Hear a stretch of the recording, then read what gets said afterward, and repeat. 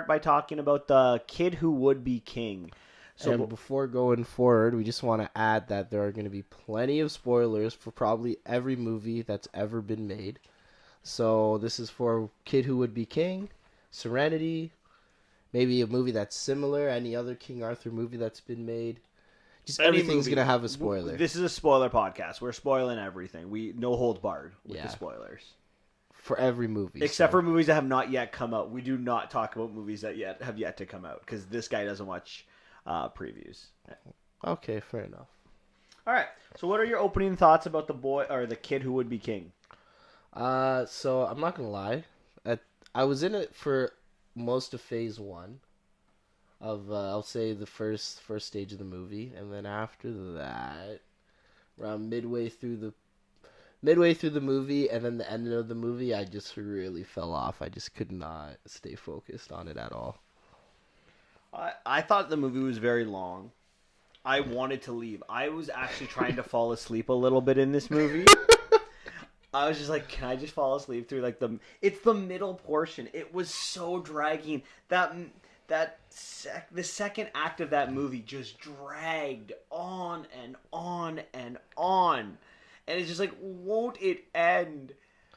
And it didn't. It just would not. I was just like, is this over yet? And I'm like, no, please, just end it. And I was thinking a little bit about this. I am not the one kind of genre of movies that I'm not really the biggest fan of is fantasy. So I thought maybe it was a bias for me against fantasy. But when the movie when the movie ended and you looked at me and you just gave me that look like, thank God it's over. I was like, okay, maybe it isn't me because you love fantasy. Yeah, I'm one of the bigger fantasy fans out there. So yeah, I'm a big nerd for that. I don't care. So it's but yeah, that was just terrible in all accounts. Yeah. And I love King Arthur. I love the story of King Arthur. Me too. Me too. I was a big fan of the King Arthur movie that came out years ago. 2 years ago. Oh yeah, with Charlie Hunnam. Yeah, that was a good one too. I enjoyed that. I enjoyed that too. I even kind of like the Keira Knightley, Clive Owen one that wasn't very good.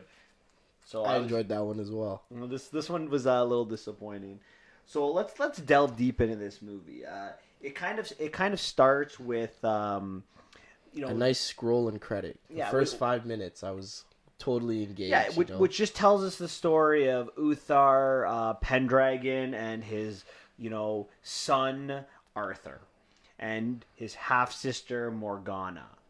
So we get this idea that Arthur defeats Morgana, sends her to the underworld, but one day she will return when the world is in trouble and people are hollow. That was my first. Dun, dun. I feel like that was the first red flag. This was not going to be a good movie. Well, why? I thought this was interesting. Well, it was interesting, but then, at this point, I was like, is this for children or is this for adults? But a good movie is for everybody, especially a PG good movie, right? Because this is PG. This isn't a 14A movie. This is meant for everyone. So a good PG movie has to have elements for children and for adults. I feel that is true, but I feel like even if it's a PG, it doesn't make you question if it's supposed to who's it supposed to be for, right? That's true. To me, though, when I watch this and I hear that it's when people are hollow and she'll return when the world has gone to crap, I think, okay, well now I'm interested because I think it's the perfect segue to why you need King Arthur, right? Mm-hmm. And they do a good job in this opening scroll saying that, hey, England, Rome fell. There were a bunch of different groups that were all together fighting for control, different tribes all over, and then one guy comes to unite them, Arthur.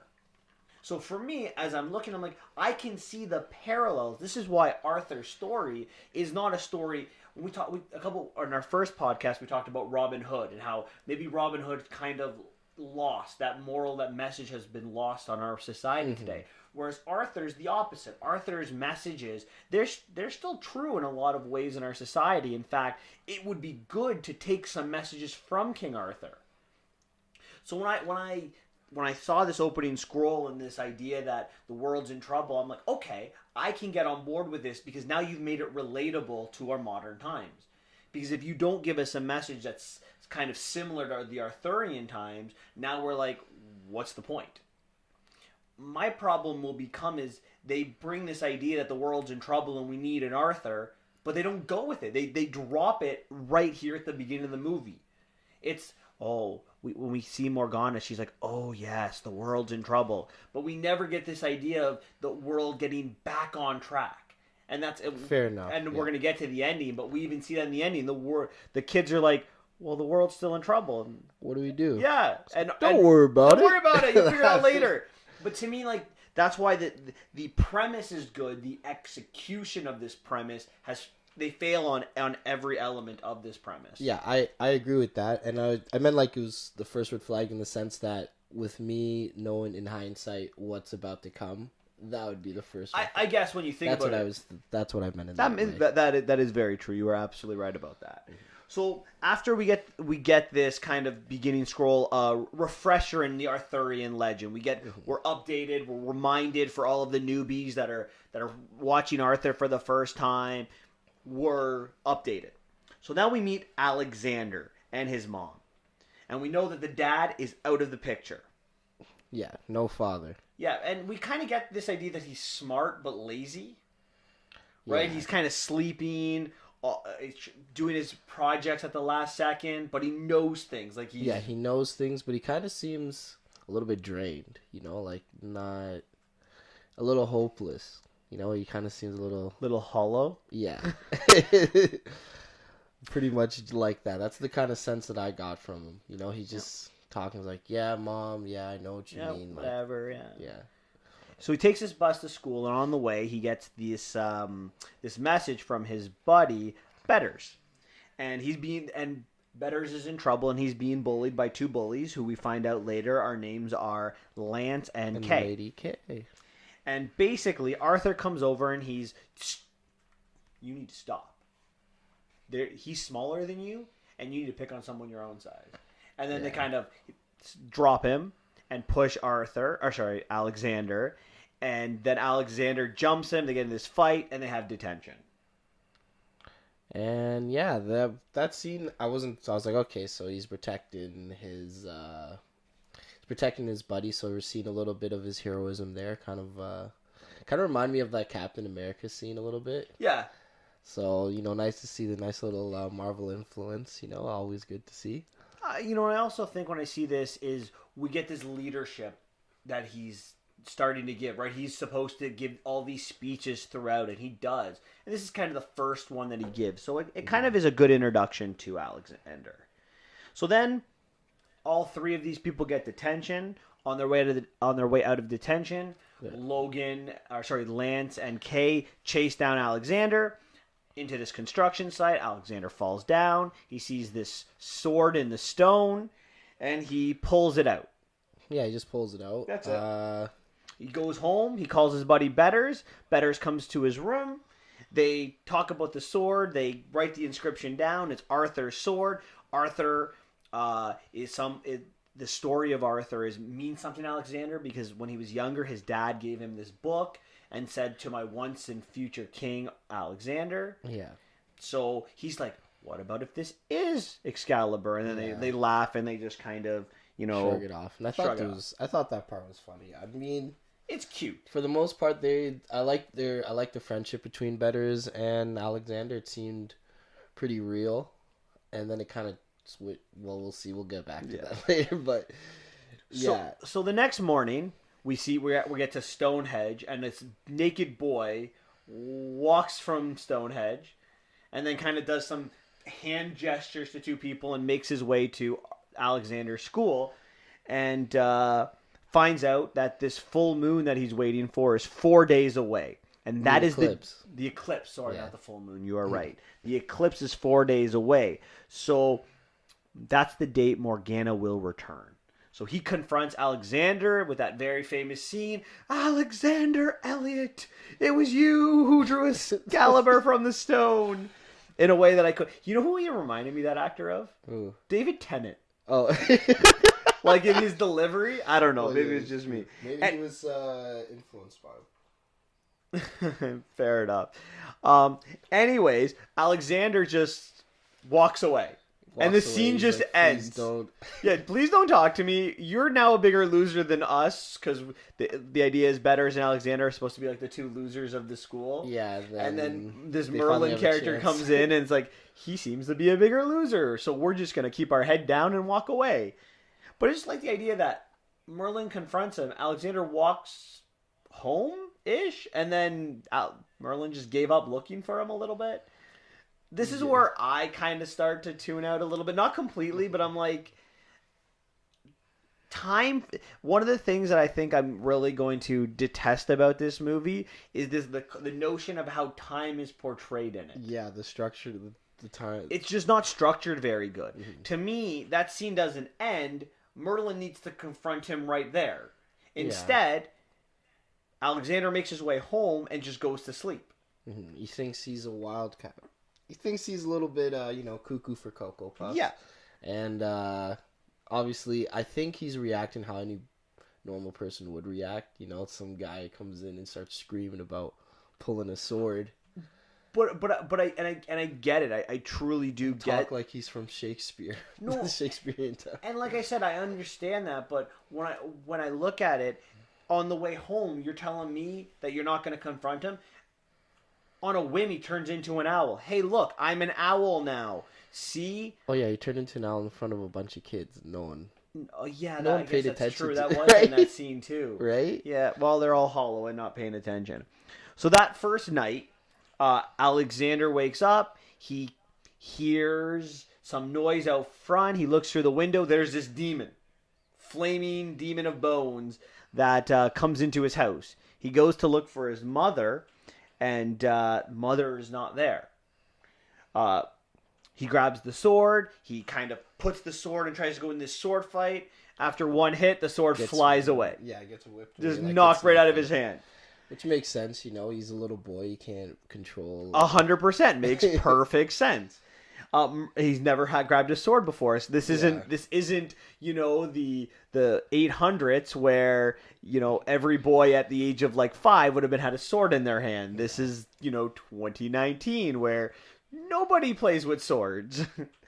So Merlin at the last second uses magic to destroy this demon, and basically says, I can't normally come out at night. Here's my card. Meet me at this place tomorrow. Yeah.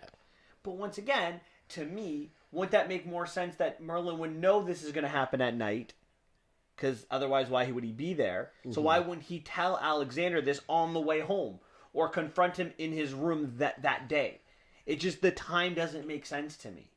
Yeah, he kind of just seems like they used Merlin for when it'd be convenient for the plot and when it wouldn't be. It's funny because I was going to talk a little bit about that question later on, and that's how I see Merlin as well. Merlin is just there for convenience. When they need to push the plot forward, they bring in Merlin, and then Merlin disappears. Yeah.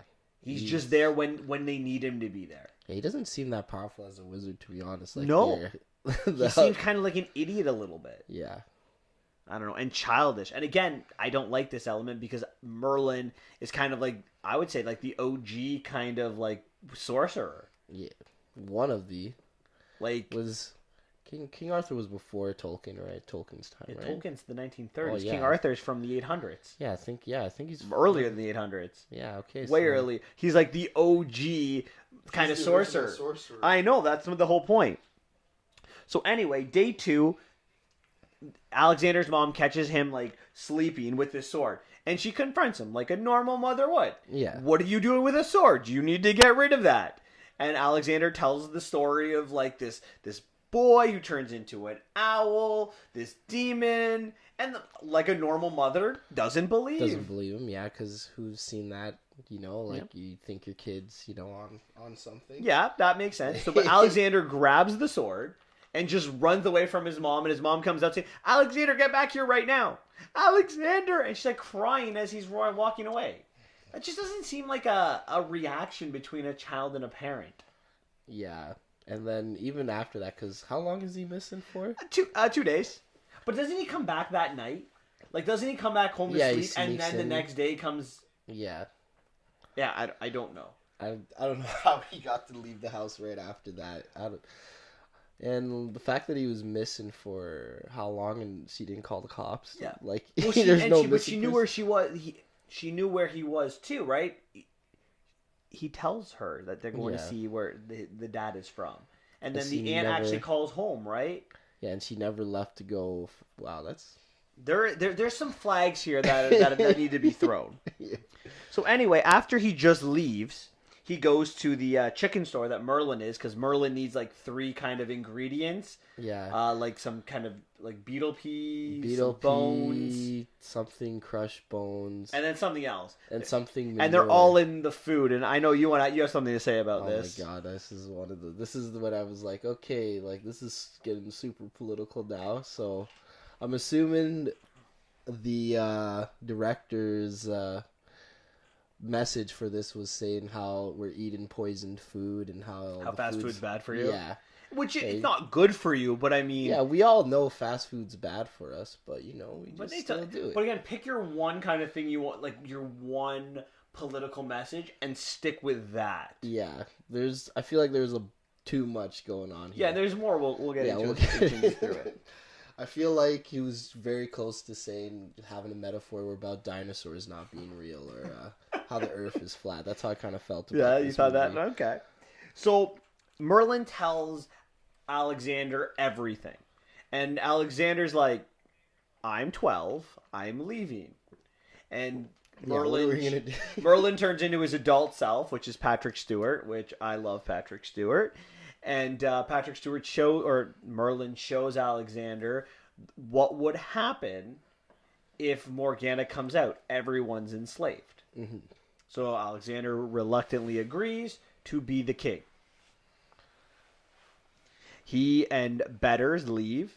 This is in the morning, right? They have skipped school. So this is in the morning. They go to the construction site where they grab the sword and they realize this is actually Excalibur. And then they talk, and then it's night. Yeah, it went night like super fast. Again, it's like a waste of a day. Now, Morgana, it took Arthur and the Knights of the Round Table. Like, not young Arthur, like when he grabbed the sword and the stone. Like an adult Arthur and his old knights to defeat Morgana. Mm-hmm. And they had lots of time to do this. These are kids who've never wielded swords before. They have 4 days, and now the first 2 days have been used to do nothing. There was no training on how to use anything. It's kind of like, what's going on? The first 2 days were used to try and convince them that the world was... Like, weird. Yeah, it's really until like the night of the second night where he's like, okay, we're going to do this. Yeah. They're like, okay, you know what, everything, what he's saying is true. I mean... So now he has 2 days, this 12-year-old has 2 days to beat this almost 2,000-year-old dragon lady. Yeah, it was a weird kind of dragon thing. I don't know what was...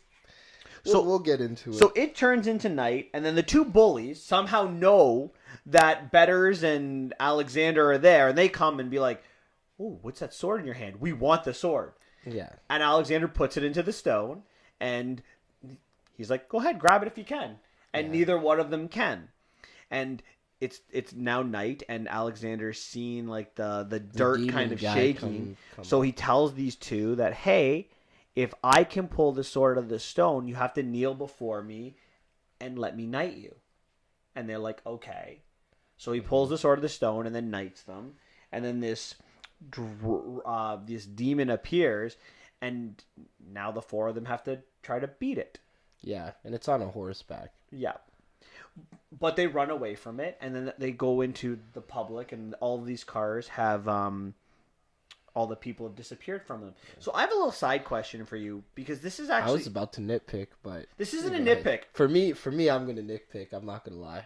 To me, this isn't a nitpick. This is the major story arc. Mm-hmm. If everyone disappears, how does everyone get enslaved? Yeah. I was asking myself the same question. Because, like, if they disappear, because what happens? Time stands still, and then everybody disappears. So I guess if they disappear, I don't know. Like, I don't understand this. The whole concept is if Morgana comes, she's going to enslave humanity. But if humanity just disappears, how can she enslave them? I don't think they got into that part. They totally forgot. But about to me, this is a major plot point. Yeah. No, this Or- is not a nitpick. No, I don't think This it's is a a major I'm plot just point. saying it's. I don't understand it. I just try to wrap my head around it now because you just brought up the point, and I never. That was a very good question. I thought the slavery thing was another one of those political messages about how we're just trying to be divided, and then once we're all divided, they're gonna enslave us somehow into. Maybe. I Yeah. don't know. Okay. Either way, they run away from this demon on a horse, and they get into a car, and then they kind of run it over because it's just bones. So for me, I'm gonna nitpick a bit here. So Okay. Go ahead, nitpick away. So they have a warrior who's thousands of years old, right? He's on a horseback. Okay. And when that kid appears, right? And he's holding the sword, that's when the movie should have ended. Because all 4 of those kids are dead, 100%. That was really what was supposed to happen. So for me, it's just... That's kind of what I started falling off too, because the realism, I was just like, how does this happen? Like, no way could this happen. I'm not off yet because even though I agree with you 100%, at least they ran away. They didn't try to. They didn't try to fight him too much, right? Mm-hmm. Like it wasn't like they all they knocked him off the horse or anything like that. It was I run away. I got into a car, and now you're protected a little bit, somewhat, because they probably never seen a car either. So understandable a little bit more. It gets worse, I think. That element becomes a lot worse. But I get where you're coming from, and I'm not as much off the horse as you are yet, or off the movie, but I'm getting there too. Yeah, that's when I was like, okay, yeah, this movie sucks. So after this demon dies, Lance grabs Alexander and be like, "You are coming back to my house, and you are telling me everything." So they do, and they basically say that, hey, you're going to join our little quest to destroy Morgana. And Kay and Lance, they say, why would we help you with that? And he says, well, think of it like this. My dad is on Tintagel, where Arthur was born. We're going to go there. There's magic there. Your name is Kay. Your name is Lance. His name is Betters. Guess what? You're all names on the round table. You're all knights, name of knights, right? Right of from the round table. Which, can I ask you? So they decided to keep Betters for Bedivere, Lance for Lancelot, and Lady Kay. Why didn't they name Arthur Alexander? Or reverse that. Why didn't they name Alexander Arthur? To keep the trend of the names. Maybe they got a different... That's a real nitpick, by the way. Maybe they got a different conqueror that united a bunch of people mixed up with Alexander the Great. Maybe they failed. They couldn't figure it out. They forgot. Which one is this movie about? Is it Alexander the Great or is it King Arthur? And he also says, hey, look, we have a round table. And they open the table and show it's a round table. This isn't a coincidence. So Lance and Kay are like, okay, I guess we'll help you then. So they decide that the next day they're going to go to Tintagel to see the dad. Because the dad gave them the book. That will help us out.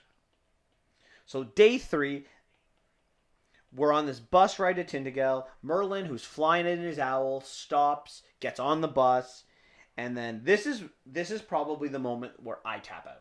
This is the moment where I'm like, tap, tap, tap, I'm done. See you later, goodbye. Because when they're on there, they're talking about this chivalrous code. And this chivalrous code goes back to the Knights of the Round Table, which is true. But although I like this idea of chivalry, there are elements to chivalry that just do not work in the world. And this idea that you have to be truthful all of the time, that you have to be honest all of the time, it is almost impossible to do for anyone. Yeah. And there's this notion that in this movie that it's going to be a major plot point, but only when they want to make it a major plot point. Yeah.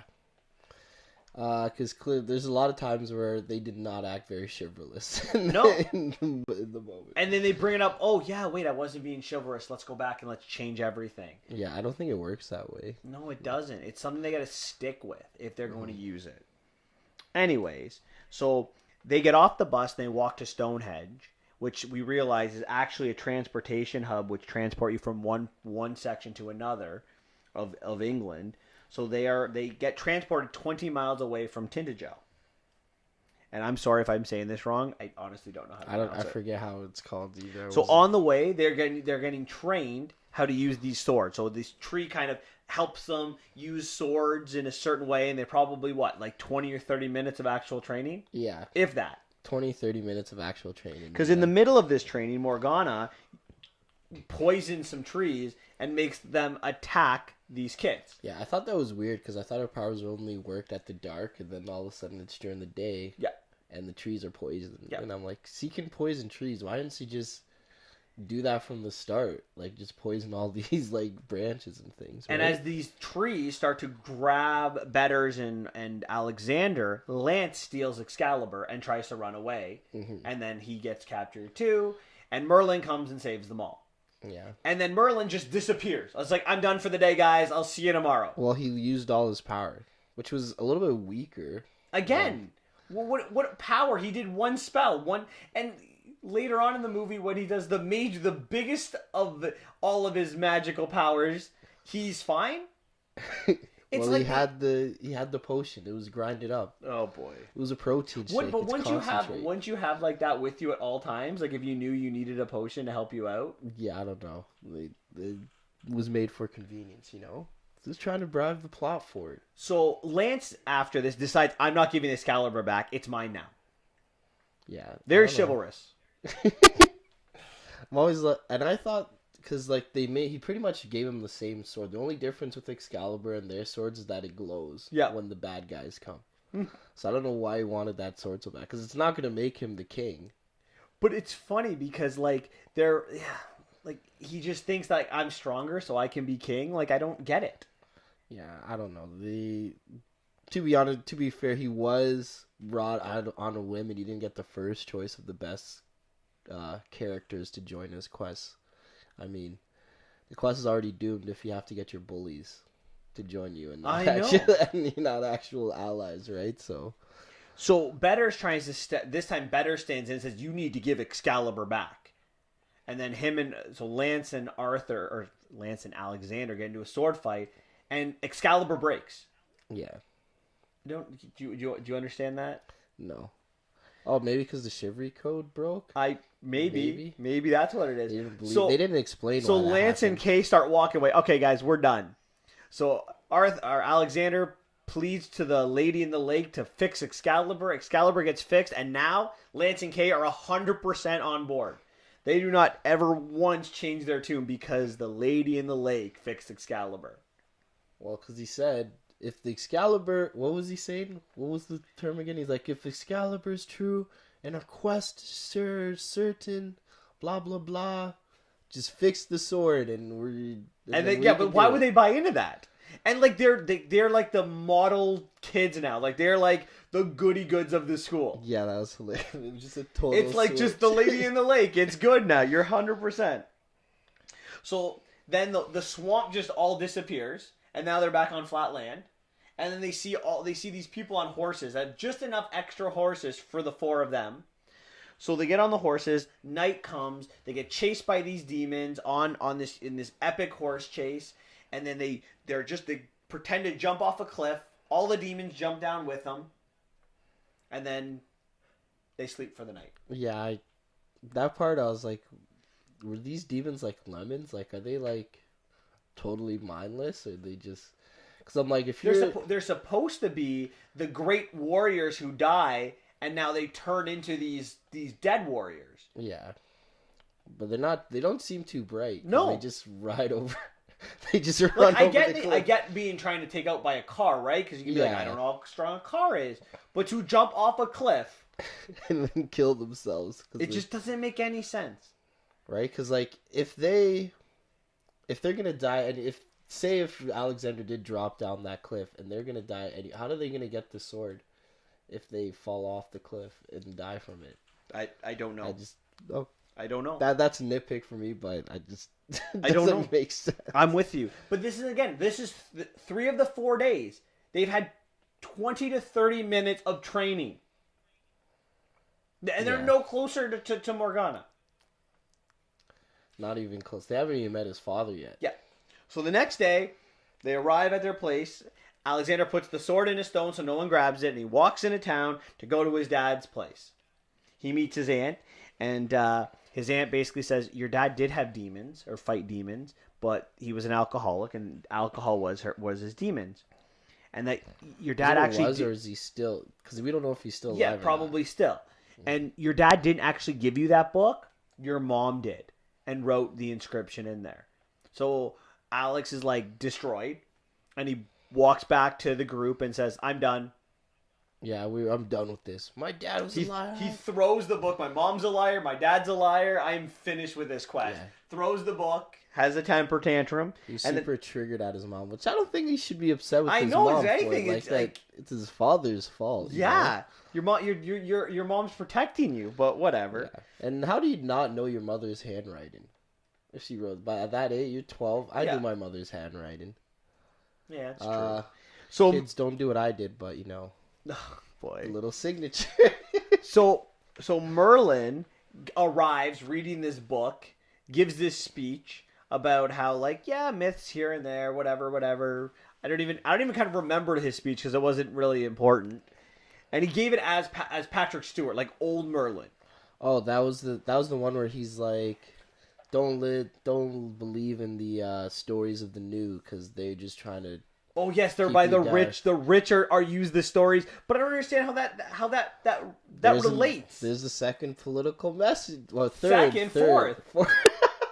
But I don't understand how it plays into the script. What does the story of Arthur being changed because of rich and poor have anything to do with what just happened?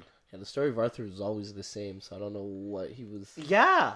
But he was I guess his thing was trying to say, don't look to other people for inspiration. Look to yourself and find your own path. Whatever. Either way, the kid's like, yeah, but we don't even know where Morgana's castle is yet. And Merlin's like, it's right there. Like, why don't you tell us that to begin with? Like, what was the whole point? And you wasted another day because all they do is they go now to the arcade. Betters has learned a magic spell that can duplicate things. They duplicate coins. They buy armor. They ride to this castle that Morgana is at, and then they go fight Morgana. These people who've had 20 to 30 minutes of training are now going to fight all of these demons in the underworld. Are these guys, are the swords magical? Are they only because, if I'm, what's his face? I'm duplicating guns. Why are you using swords if you have guns? Because if they can get killed by cars, obviously they can get killed by a gun or something, right? I'm with you. I don't understand it. So they confront Morgana. The three other knights are captured. Alex is left on his own. He's about to give up this sword, and at the last second, turns it and stabs Morgana. I do not know how she fell for that. I don't know either. She's supposed to be an enchantress who looks like a dragon. And that's not a chivalrous act at all. There's no honor in that. There really isn't any honor in it. But no wonder she didn't win. Anyway, the cave collapses. The four knights get out just in time. They take the bus. They go home. They're like, movie's over. We did it, guys. And I'm like, yes, the movie's over. But no. I knew it wasn't going to be over, but I was like, please forget about all those plot points and just tell me this movie's done. No. It is the day that Morgana will be released. And that morning, he wakes up. Alex wakes up. He goes to confront his mom. They talk out their problems. Well, you forgot to mention that he opens the door and then he sees all these vines covering his window. You're right, because Morgana controls all the vines. And then Merlin comes in and he's like, you only have 6 hours. This is very crucial. Remember this. This is the start of the day, okay? He only has 6 hours to prepare for the final fight. The final fight scene. Yeah. The Battles of the Bastards ×3. Game of Thrones reference. I got it. So he talks it out with his mom, goes to meet his other 3 knights. They go to school. They have this plan. They're going to get the students to be their army. So Merlin does this thing to the principal. So the principal gathers all the students together. Arthur gives this great speech. And this is my least favorite scene in the movie. Because Arthur proves to everyone that this is all real by having Merlin turn into an owl right in front of them. You know, he already did that. Yes, but this is at least this is the whole school. Yeah. And then he says, "Who will fight with me?" And not one kid stepped up. And then Merlin whispers something to the principal, and the principal's like, "You get to do this instead of class." And all the kids are like, "Yes, I'm going to join you." It literally shows you these kids are hollow.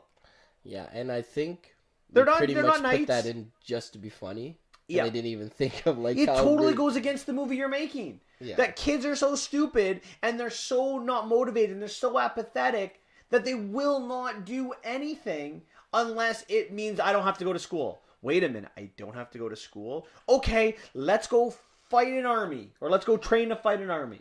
I mean, I'd still go to school if I had to fight demon thingies. Yeah, I might be like, guys, I'm out. I'll see you later. But anyways, at this point, they have 2 hours left. And he now needs to individually knight every student in the school. Which is at least, what, 700? 800? 1,000? 800. I'll say 1,000. Okay, 1,000 students have to be knighted. We'll be nice. We'll say 500. No, it's way more than 500. Even if it's way more, we'll just, based on like the fact, even 500. If you had to knight everyone, I think it would take almost 2 hours just to knight everyone. Yeah, just for the fun, just with 500, let alone 1,000. Yes. How many kids we saw. That's why I'm saying, if we were being nice about it, it's still 500. And on top of that, they had preparations throughout the school, all these traps. They also had a little bit of training with their swords, like a crash course of 10 minutes of training. They had 10 minutes of training. I don't even know how they got all that. Oh, and then duplicating the armors and pieces and everything like that. Which 2 of them were doing. Yeah, only 2 people, 500 kids. Yep. Yeah, that's awesome. Yeah. And even that, the motion, how long is it? It's like 3 seconds. So even judging by the motion, they wouldn't have done. I know, it's crazy. Again, the time doesn't make any sense with this movie.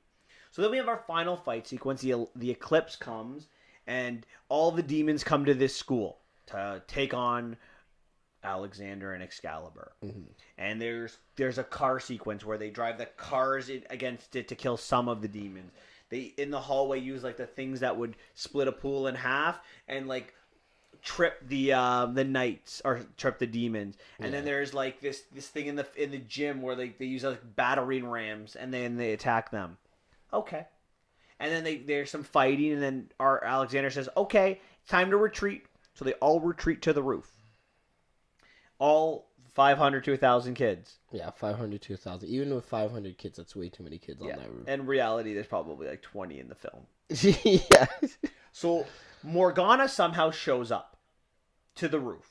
Mm-hmm. And she turns into this big, huge dragon, and they tie her down with... What do they use to tie her down? Pool? These pails. Was it those pails? Yeah, pails. They use pails to wrap her around her, her skin to hold her down. They hold her down, and then Merlin comes... a very weak dragon. Very weak. And then Merlin comes around and flies right, as an owl, flies right into her mouth. She blows fire at Merlin, and Merlin falls down. It's like, "I'm sorry, Alexander. I failed you." Wait, what? You're freaking Merlin. And you literally flew into her mouth. I couldn't get that. This was his battle tactic. It was to make the enemy think that they won by severely inflicting pain on you from the enemy, and then you just go back and hide and proceed to try and win. So he's about ready to die, but Alexander has created a concoction for Merlin, takes the concoction, he's fine, he does a quick little magic thing, Morgana's dead. Well, no, Alex jumps on the back of Morgana and chops her head off. Yeah. Or did he really need that tornado to chop her head off? She was dead anyway. She was already trapped by the kids. Yep. So then he gives up the sword, and as we kind of talked about, the world's still screwed. It's okay. We're not going to worry about that anymore. Even though that was the whole point of the story, it doesn't matter. How are we going to fix the world? I don't know. I'm so at a loss for words. All right. So what are your thoughts on Merlin? I want to start with there. What are your thoughts on the portrayal of Merlin in this movie? Terrible. Didn't seem like he had a clear plan. Just kind of just ran. Like, Merlin's seen as this old, wise, you can count on him. He has at least a strategy, but he wants you to learn. This one's had no plan. No powers. Like, severely weak. And then when he wanted to be strong, he was strong. And, yeah, that's pretty much that I can think of so far.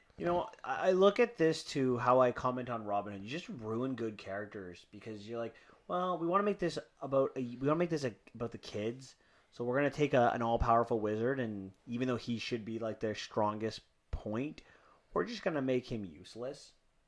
And I think that's what they really do. He's in this movie to push plot points, but that's it.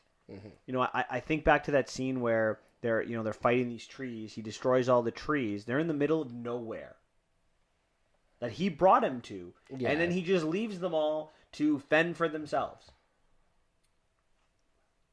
Why would he do that? They were on a bus that was going to take them right there. Yeah. He made the bus would have been way quicker. He makes them leave to talk about the Chivalrous Code, and then he does some random training, and then he just leaves them there. It doesn't make any. For you guys to survive. Again, we kind of talked about this, but what was the point of this is a scary time in the world? There's no mention of it except for in the beginning of the movie and at the end of the movie. Yeah. There was a little bit during that time when they talk about when Morgana was being introduced. He's like, the world is blah, blah, blah. That's it. It's like, this is my time. What's your point? Like, I don't know. I needed more. How did you feel? I felt like what really made this movie drag was the Morgana scenes. Where she was just talking in whispers and so slow. I was like, when is this scene done? Those are the scenes I could not, like, out of anything, the scenes I really, really disliked was probably every single Morgana scene. Yep. Agreed. Not the best villain. Yeah, for this movie. Not a great villain at all. She and this kind of goes to my next question. So, she is supposed to be this uber strong sorceress who fought Arthur to the brink. Yeah, Arthur couldn't even kill her. There it is. Arthur couldn't kill her, had to imprison her in the underworld. Yeah. And then these kids are able to do it. Like, it doesn't make any sense. If she was able to be killed, why wouldn't Arthur do it? Yeah. And then if it's like, well, it's the chivalrous thing not to kill her, well then why would Arthur? Why would Alexander? Then why didn't break Alexander the code? Kill her? Yeah, right. Makes no sense. I don't know. This movie is just. What are your thoughts on the fact that no students died? Well, I don't want to sound mean, but you train a bunch of 10 kids that are 12 to 15 who have never held a sword before, against an army of experienced warriors, some of the top warriors that have been demonized. And literally all the kids in that school should have probably been killed. Not all, but if you're at least going to win, shouldn't some of them have perished? This is the thing. I don't know if it's for a kids movie, because if this was, some of them should have, but it is a kids movie. But why do they have such a? My question with that, if it's supposed to be a kids movie, why does it have such deep Oh, absolutely. I did not. Watching that movie, I don't get kids movie from it. I don't agree. It might be marketed as a kids movie, but it wasn't filmed as a kids movie. Yeah. Like, yes, it's appropriate for kids, but there are elements you're like, come on. There's just no way that would be true. Yeah. And if you're going to make the kids be a part of it, don't have a different tone throughout your movie. Yeah, the movie was a little dark. It was serious. Yeah, very serious. If you make a serious... I've said this before. If you make a serious movie, you have to follow through with serious tones. And death is part of a dark and serious movie. Mm-hmm. True. So, my next question to you is, why doesn't Merlin get adults to help? He says it himself that Morgana is stronger now than he was in Arthur's time, how are kids going to be the issue? Why won't he? Every adult is useless in this movie. He manipulates every adult in every way, shape, or form to be mindless idiots. Why doesn't he seek their help at all?